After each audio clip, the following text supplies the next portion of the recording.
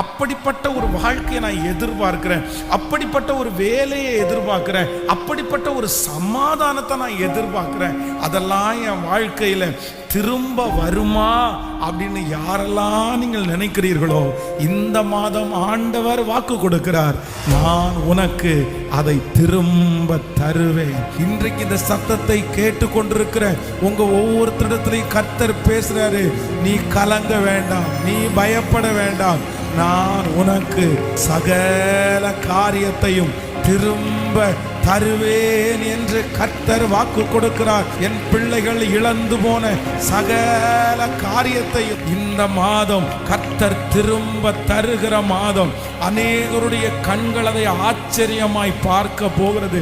இனி இவனுக்கு பலன் இல்லை என்று நினைத்த அநேகருக்கு முன்பாக நமக்கு திரும்ப கொடுத்து நம்மை கனப்படுத்துகிறார்.